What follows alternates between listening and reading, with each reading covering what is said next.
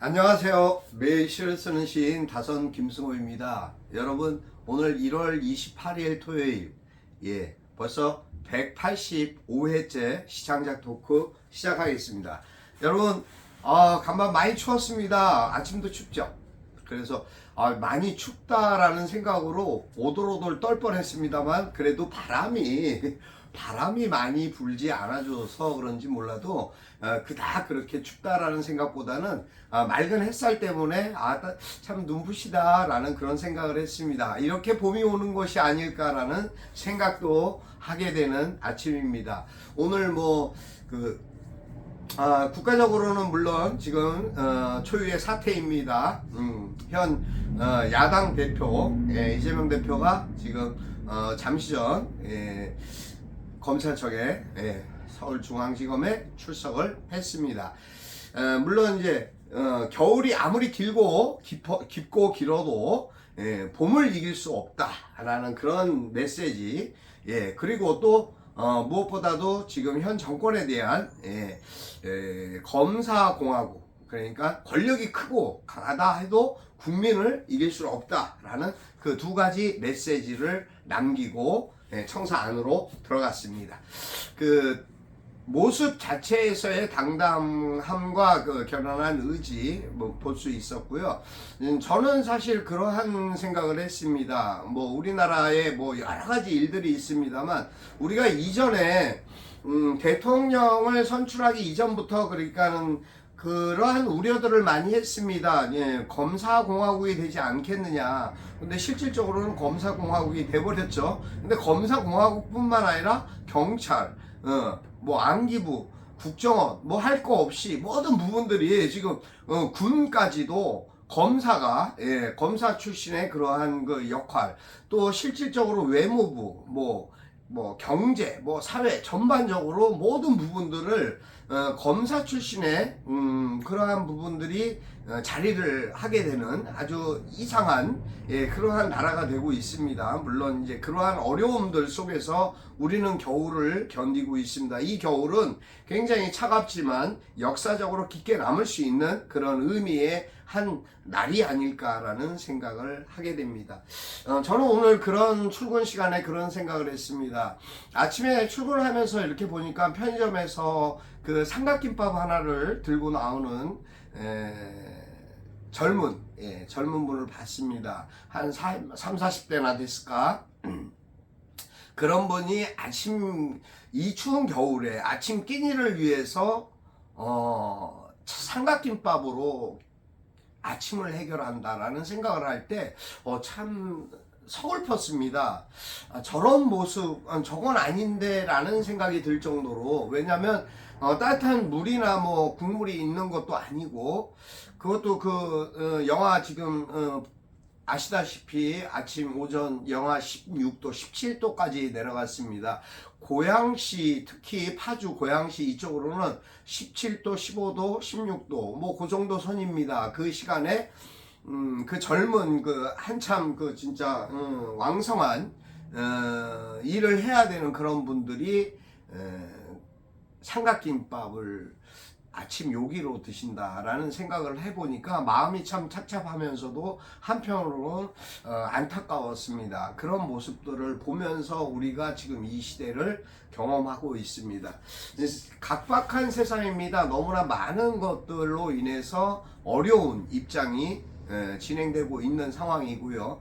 그런 부분에서도 열심히 또 오늘의 일을 헤쳐나가는, 오늘의 자신의 삶을 헤쳐나가는 여러분들이 계시기 때문에 이 나라가 존재하는 것이 아닌가라는 그런 생각을 갖게 됩니다.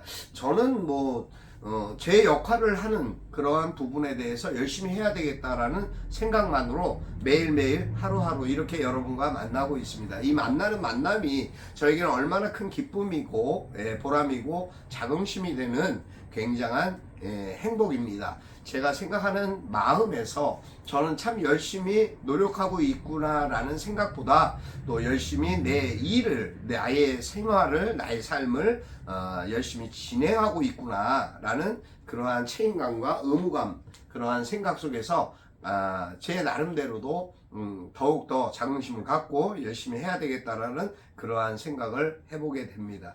많은 상황들, 여러 모습들의 그 이야기들을 보게 됩니다. 우리의 삶 속에서 경험하게 되고 느끼게 되는 어느 누군가는 오늘 굉장히 슬픈 나날 그 시간을 보내고 있을 것이고요. 또 어떤 분은 또 기쁨과 행복을 누릴 수 있을 것이고요. 어떤 우리 그 회원님의 그 손주가 어제 이제 졸업식을 하고 오늘 이제 대학에 합격을 했어요. 다행히. 그리고 졸업식을 하고 자신이 이제 추구하고 있는 목적을 위해서 또 공부하는 그런 과정을 가는데 어떤 분들은 기쁨과 설레임으로 또 오늘을 보내고 있을 것이고요. 그러니까 기쁨과 그 슬픔의 차이는 어떻게 보면은 한 장의 종이장과 같지 않을까라는 그런 생각을 해봅니다. 그 누구나 누구에겐가 무엇을 이야기할 때 갖는 나만의 어떠한 아픔이 있을 수 있겠지만요. 하지만 그 삶 내면에는 또 다른 그 마음에 대한 기쁨을 갖고 있지, 간직하고 있지 않을까라는 그런 생각입니다. 그러니까 항상 좋은 것과 나쁜 것이 같이 동반을 하는 거죠. 우리의 삶의 인생 속에서 그러한 이야기들이 계속되게 반복되면서 삶이 진행되는 것이 아닐까, 저는 그렇게 생각을 합니다. 아침에 그 느낌과 생각들은 많은 것들을 참 고뇌케 합니다. 국가 권력을 사유화한 최악의 현장, 그런 현장을 보면서 바라보는 그 마음들, 그러한 생각들, 또 한편으로는 죄가 있으니까 저렇게 부르고 소환되는 거 아니냐라고 이야기하는 분들도 계시겠지만 이 겨울에 그 모습들은 사실 우리가 바보가 아닌다 하면은 누구나 느낄 수 있고 알 수 있는 그러한 삶의 현장이 아닌가 싶습니다. 하루하루의 그 삶 속에서 누구든 그 아픔과 어려움이 있을 때 당당하게 버티고 이겨나갈 수 있는 그러한 자기 스스로에 대한 각오와 의지가 어디에까지 영향을 미칠 수 있느냐라는 생각을 했을 때 저는 얼마든지 어떠한 상황이든 어떠한 경우에서든 극복하고 이겨내는 그러한 강한 힘은 정신력이 아닐까라는 생각을 해봅니다. 시를 쓰면서 제가 사실 오늘 아침에 오늘 아침이죠. 오늘 아침에 그 어떠한 그 문학단체 단톡방에 초대가 됐습니다. 이제 물론 뭐 제 의사와는 전혀 상관이 없습니다. 저에게 뭐 물어봐 준 적이 없기 때문에. 하지만 초대됐는데 초대한 곳에서의 그 이야기가 선생님을 모시게 돼서 또 선생님께서 방에서 나가신지 모르고 새로운 그 임원진들이 이제 그러한 부분에 대해서 양해를 구하고 초대를 드립니다라는 이제 문구가 있길래 조금 그냥 대꾸 안 하고 그냥 지켜봤습니다. 그랬더니 뭐 이런저런 소식들 이야기들이 올라오다가 뜬금없이 이제 황교안? 예, 황교안 씨 그 지지자이신가 봐요. 그분이 시인이시겠죠. 물론 그 방에 있으니까. 그렇게 생각하는데 황교안 지지에 대한 저기를 해달라, 공유를 해달라, 뭐 그런 메시지가 올라오는 바람에 제가 그 방을 나왔습니다. 예. 그럴 바에는 뭐하러 저를 초대했을까라는, 쉽게 얘기해서 그러한 관계나 그 인적 구성원 내부에서의 어떤 결속이나 다짐, 이야기, 지켜야 될 준수사항이 지켜지지 않으면서 초대를 한다. 누군가를 초대했을 때 그 초대자 받은 자가 어떻게 생각할 것인가라는 생각조차도 서로가 준비가 되어 있지 않은 상태가 아닐까. 그러면서 사람을 초대한다라는 것은 어불성설이다. 저는 이렇게 생각을 합니다. 물론 때에 따라서는 어떠한 단체든 어떠한 모임방이든 제가 지켜보고 나오지 않고 그냥 이렇게 보면서 느끼고 생각하는 부분이 있을 때 가끔 한마디씩 올리는 그런 경우도 없지 않아 있습니다. 단톡이 뭐 수십 군데가 되니 뭐 그럴 수도 있습니다. 근데 하지만 제가 생각하는 기준점이 있습니다. 시인들이 논하고 시인들이 머물고 시인들이 같이 공유하는 방이라면 시와 관련된 글이나 아니면 자기들의 뭐 개인 일상적인 거라도 좋은 일이나 슬픈 일을 전달할 수 있는 매개체, 공고 어떤 공지사항에 어떤 특히 해가 되지 않도록 그렇게 하면 좋지 않을까라는 그런 바람을 갖고 있습니다. 근데 이제 그렇지 못한 부분들을 바라보면서 참 안타깝다. 또 모임의 장은 얼마나 참 속이 참 답답할 것인가 라는 그런 아픔을 같이 또 느껴보기도 합니다. 시를 쓴다면, 시인이라면 물론 자신의 어떤 정치관이나 이념, 생각들이 있을 수 있죠. 없으라는 건 아닙니다. 하지만 구분을 할 줄 모른다라는 건 시인이 아니지 않나라는 생각을 합니다. 왜냐하면 구분도 어떤 것이 맞다 틀리다에 대한 구분도 없이 거기에 대고 여러 사람에게 어떠한 성향에 어떠한 생각을 갖고 있는 시인인지 모르고 또 문학인이든 예술인이든 그 가치의 기준점을 넘어서는 그러한 행태는 어리석고 무례한 것이다 라는 그런 생각에 저는 일점을 더합니다. 그 생각하는 부분에 대한 것들이 많은 것들이 있습니다. 시를 쓰면서 내가 쓰는 시가 마치 내 그 모든 어떠한 부분에서든 물론 자존감과 자신감이 있으니까 쓰겠지만요. 너무 또 종교적인 부분으로 너무 가버리고 하면은 또 그 또한 역시 상대방에게는 폐가 되고 불쾌하게 되는 그런 경우가 있습니다. 왜냐하면 서로 다르기 때문이죠. 물론 뭐 가끔가다 이제 그러한 상황들을 이해해 줄 수 있는 상황들은 있습니다만 또 무례한 무지하게 너무 일관성 있게 그렇게 하는 것도 사실은 바람직하지 못하지 않나라는 생각을 해봅니다.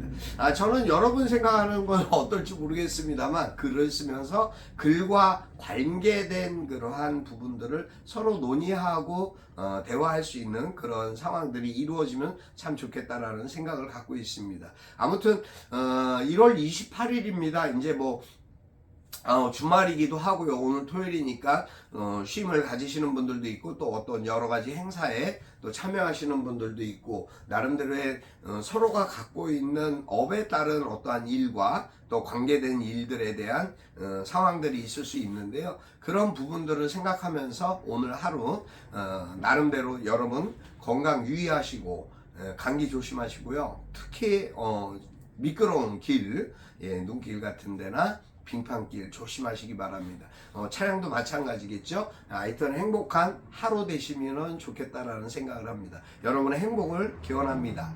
그리고 저는 오늘 아침에 눈 내린 아침이라는 글을 써보았습니다. 이 글을 읽어드리고 잠시 또 설명드리겠습니다. 눈 내리는 아침. 다선 김승호. 아침에 눈 뜨니 소복히 눈이 쌓였어요. 반갑기도 하고 아름답기도 하고 반쯤 뜬 눈을 내린 눈이 활짝 뜨게 하네요. 고요한 집 앞 주차장도 뒷산도 하얀 눈에 덮여 감격으로 다가와요.